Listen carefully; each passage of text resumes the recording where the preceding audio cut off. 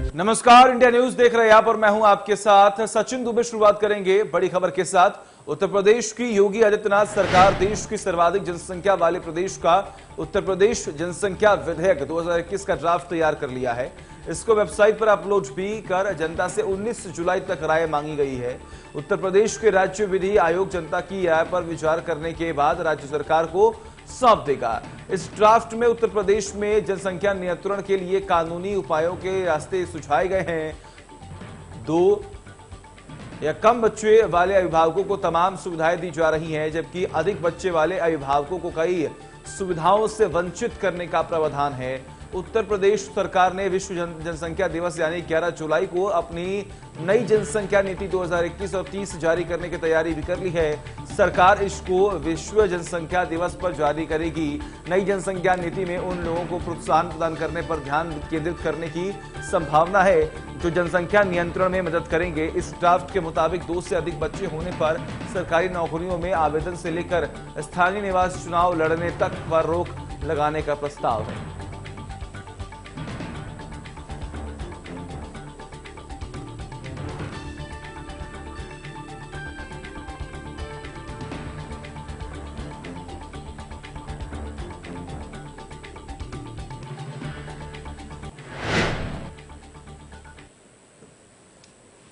निर्णय है और देश और प्रदेश सभी जगह सबका बहुत इसके लिए व्यापक समर्थन मिल रहा है।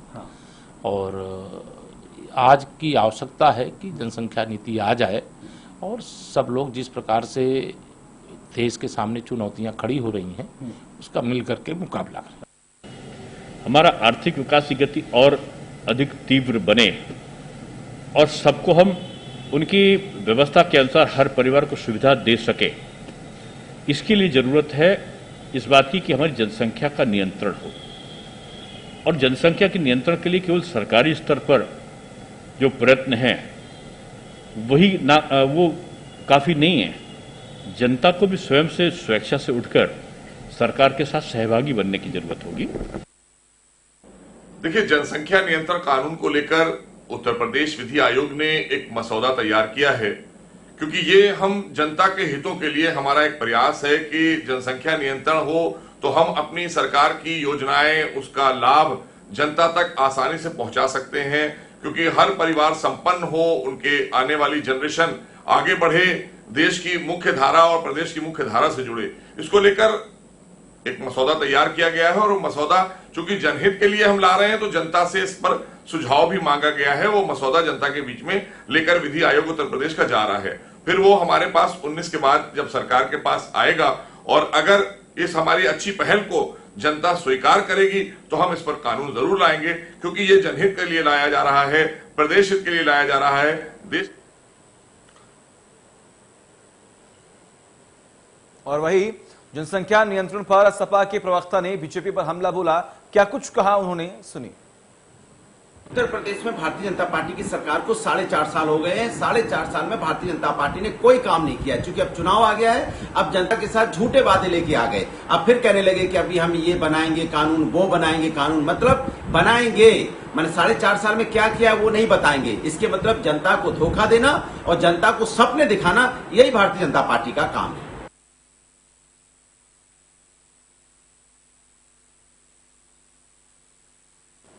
और तमाम जानकारी के लिए हमारे साथ हमारे सहयोगी विजय मिश्रा जुड़े हुए हैं। विजय, हमने सुना समाजवादी पार्टी के तमाम प्रवक्ताओं की तरफ से भी अब ये आरोप लगाए जा रहे हैं कि देखिए यहाँ पर गलत तरीके से जनसंख्या नीति को लागू किया जा रहा है।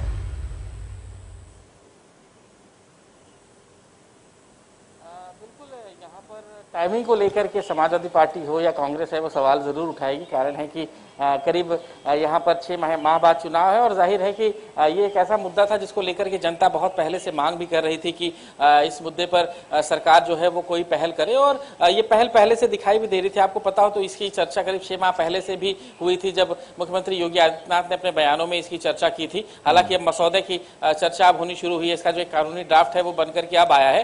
तो एक जो विषय है, इसी विषय को लेकर लेकर के यहाँ पर विपक्ष जो है वो तिलमिलाया हुआ है, और तिलमिलाने का सबसे बड़ा कारण भी यही है कि कहीं ना कहीं चुनावी समय पे एक ऐसा मास्टर स्ट्रोक है जिसका जवाब विपक्ष के पास नहीं है। जनता भी चाहती थी कि ऐसे किसी कानून की जरूरत मान रही थी, और जो भी पढ़े लिखे लोग हैं वो सभी चाहते हैं कि इस तरह के किसी ड्राफ्ट या कानून को अमूल रूप में लाया जाए, जिसके जरिए से जो जनसंख्या नियंत्रण है वो देश में हो सके।